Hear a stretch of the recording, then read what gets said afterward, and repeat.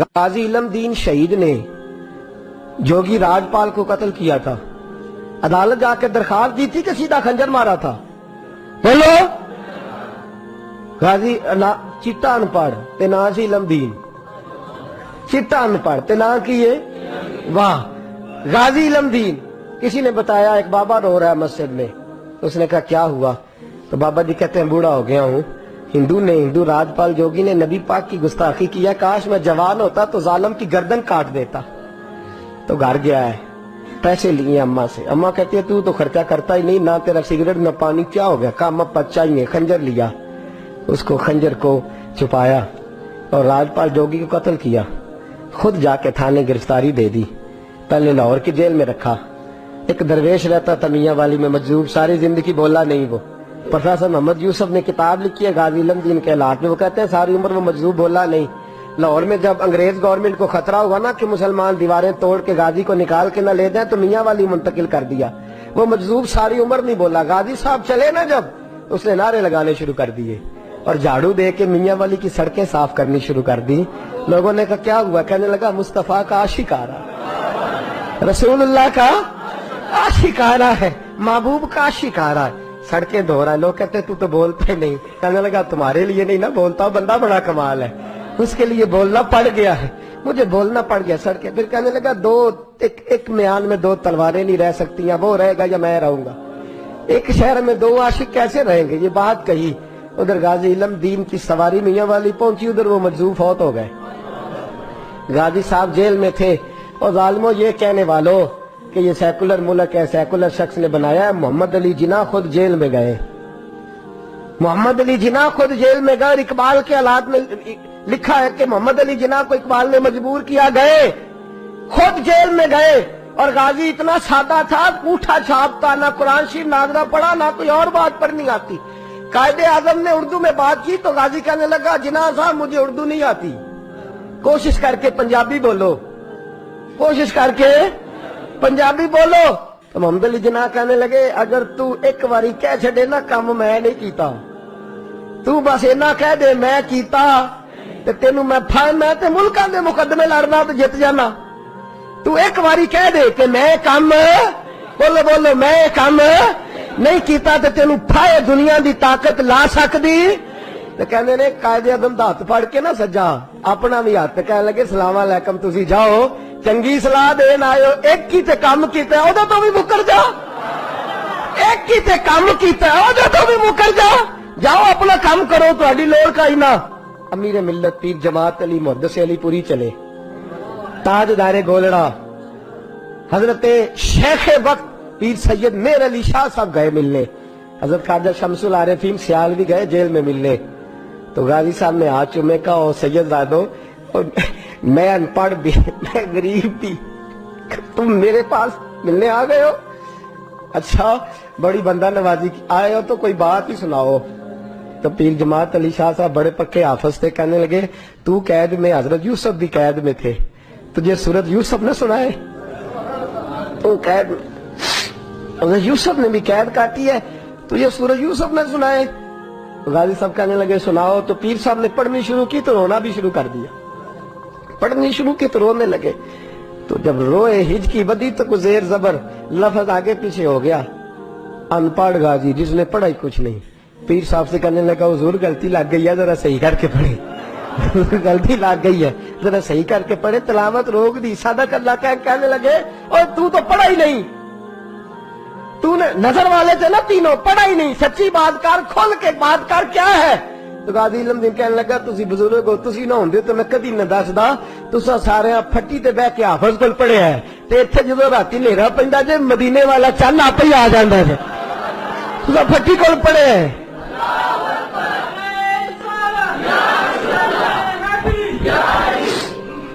میرے عزیزو غازی صاحب کہنے لگے میں نے تو رسول اللہ سے پڑھا ہے نا، میں نے تو بددعا والے نبی سے بددعا سورت پڑھی ہے، میں نے یاسین والے نبی سے سورت یاسین پڑھی ہے، میں نے تو سارا کچھ پڑھا ہے نا۔ غازی علم دین کو پھانسی لگائی تھی انگریز نے، شکوہ کوئی نہیں تھا۔ غازی عبدالقیوم کو پھانسی لگائی تھی انگریز نے، شکوہ کوئی نہیں تھا۔ عامر چیمہ کو شہید کر دیا تھا انہوں نے، ڈنمارک والوں نے، ہمیں شکوہ کوئی نہیں تھا، پر ہمارا درد بڑھتا جا رہا ہے، इस शख्स को अपनों ने मार डाला, अपनों ने मार डाला। तीर खा के जो देखा कमी गाह की तरफ, तो अपने ही दोस्तों से मुलाकात हो गई। अपनों ने मार डाला, अपनों ने जुल्म किया। गाजी इल्मदीन का जनाजा उठा तो लोग कहते हमने देखा कि 90-90 साल के बूढ़े पीर भी नंगे पैर चल रहे, नंगे पैर, और मिन्नतें कर रहे हैं, जरा हमें मौका दे दो, इसके जनाजे को कंधा तो दे दे, जरा मौका दे दो, जनाजे को कंधा तो दे दे। कहते हैं जनाजा पढ़ के तो अल्लामा इकबाल ने दुड़की लगा दी। डॉक्टर इकबाल ने दौड़ना शुरू कर, इकबाल दौड़ते दौड़ते दौड़ते दौड़ते जनाजा पढ़ते ही कब्र में पहुंचे गाजी इल्मदीन की, तो लोगों ने कहा इकबाल बूढ़ा आदमी है, गिर दे। कहने लगा चुप करो, बाकी साजतें सबको मिल गई हैं, इसको दफन मैंने करना है, इसकी कब्र में मैं पहले उतरूंगा। इकबाल ने रखा ना जब हाथ पे, तो इकबाल की चीख निकली और रो के कहने लगा इल्मदीन, और तू नंबर ले गया तो मैं शेर ही लिखता रह गया, तू तो नंबर ले गया तो मैं शेर ही लिखता रह। मेरे अजीजों, ये नामूस रिसालत के पहरेदार, और याद रखो बंदे अगर ये ड्यूटी नहीं करेंगे तो ना करे, रब खुद पहरेदार है अपने नबी की इज्जत, अल्लाह खुद मुहाफिज है अपने नबी की। यहाँ लोगों की मसलतें हैं, लोग सोच समझ के चलते, सोच समझ के बोलते हैं। रहना तो यहाँ कई सदियां हैं, मरना क्यों नहीं, इसलिए जरा फूंक फूंक के कदम रखते हैं और सोच समझ के चला करो दुनिया के लिए, महबूब से मोहब्बत। हुजूर ने खुद फरमाया था 30 के करीब लोग होंगे जो दावा करेंगे हम नबी हैं। फरमाया दज्जाल होंगे, कज़्ज़ाब होंगे जो दावा करेंगे। एक बंदे ने तो हुजूर की ज़ाहिर हयात में दावा कर दिया, मुसलमा उसका नाम था, 150 साल के करीब उम्र पाई उसने, और बहुत सारे उसके मानने वाले इसीलिए मानने लगे कि उम्र बड़ी लंबी है। माशाअल्लाह ताला, लोगों का अपना अपना मिजाज है ना, मानने का अपना अपना मिजाज है। एक उससे काना आदमी दुआ कराने आया, एक आंख से काना था, उसने दुआ कराई तो दोनों आंखों से अंधा हो गया, दोनों आंखों से। अल्लाह ने उसे सजा दी तो एक मानने वाला कहने लगा फटाफट मान जाओ, वरना जो इसकी ना माने पूरा अंधा हो जाता है। मानने वालों का अपना अंदाज है ना। एक लंगड़ा आया, एक टांग से लंगड़ा के चलता था, मुसलमान से दुआ कराने आया तो दूसरी भी जाया हो गई, ये उसका हाल था। पर मानने वालों का क्या किया जाए, मानने वाले जिसको मर्जी मानने लगते हैं, नफसियाती तौर पर लोग कमजोर हो जाते हैं। मुसलमान ने नबी पाक सल्लल्लाहु अलैहि वसल्लम को खत लिखा, कहने लगा हुजूर के जमाना मुबारका में, और कुछ हदीसें ऐसी भी मिलती हैं जिससे यह साबित होता है कि उसकी हुजूर से मुलाकात भी हुई, सामने कुछ बोल ना सका, जाके खत लिखा।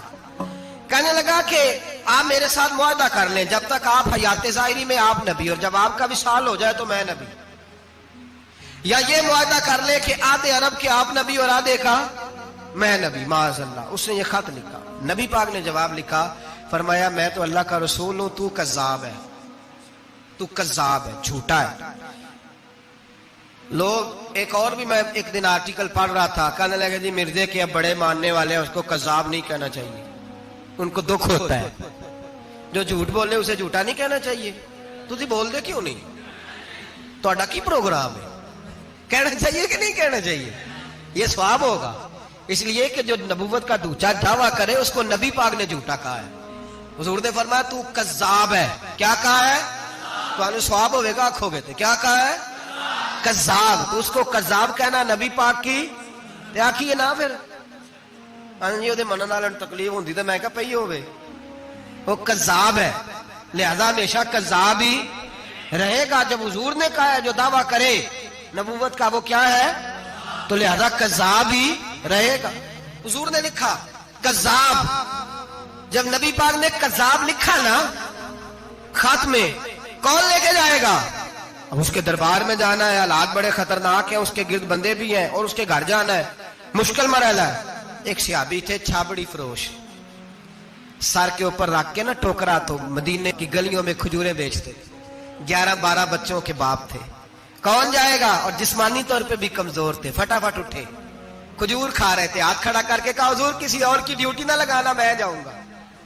जब ये लफ्ज कहे तो उनके मुंह से खजूर के टुकड़े गिरे सहाबा के चेहरों पर। एक सहाबी कहने लगे पहले खजूर तो खा ले, बड़ी तुझे जल्दी है बोलने की, खा तो ले। कहने लगे अगर मेरे खाते खाते ड्यूटी किसी और की लग गई, तो किसी और की लग गई तो क्या करूंगा, जल्दी है मुझे।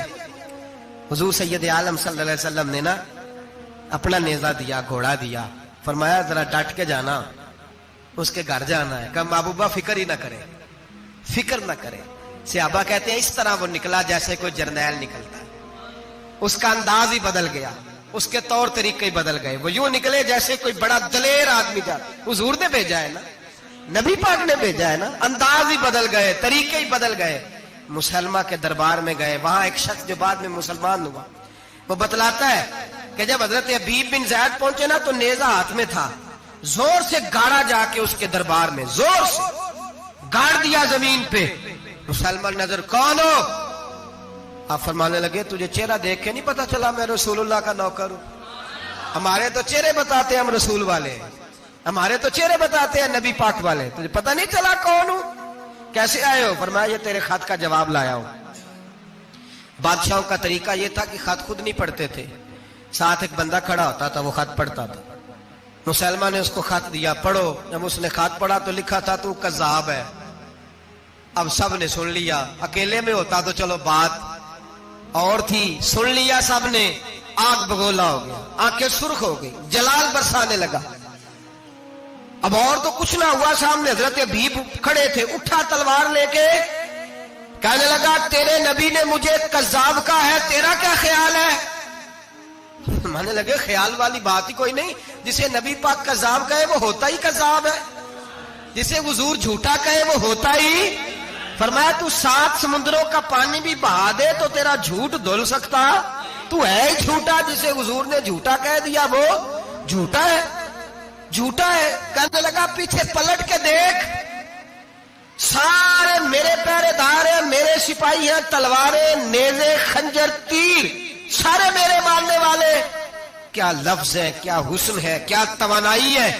حضرت حبیب بن زید فرمانے لگے میرے 12 بچے ہیں، ان میں سے کچھ ایسے ہیں جو دودھ پیتے ہیں، کچھ ایسے ہیں جو ابھی چل نہیں پائے۔ میں جب رسول اللہ کا پیغام لے کے نکلا تھا تو میں نے پلٹ کے بچے نہیں دیکھے تو تیرے پہرے دار کیسے دیکھ لوں؟ جو چیز مجبور کرتی ہے، باندھ لیتی ہے، وہ نہیں جب میں نے دیکھی تو میں تیرے پہرے دار دیکھوں؟ جو جی میں آتا ہے کر، غلامان محمد جان دینے سے نہیں ڈرتے، یہ سر کٹ جائے یا رہ جائے کچھ پرواہ نہیں کرتے۔ فرمایا ان کو نہیں دیکھا جن کو دیکھنا چاہیے تھا، تجھے دیکھوں؟ میں اکثر کہتا ہوں کٹ لگ جائے نا ہاتھ پہ تو نمازیں رہ جاتی ہیں، جماعتیں چھوٹ جاتی ہیں، طبیعتیں بگڑ جاتی ہیں، مشکل ہوتا ہے، تکلیف آئے تو سنبھلنا۔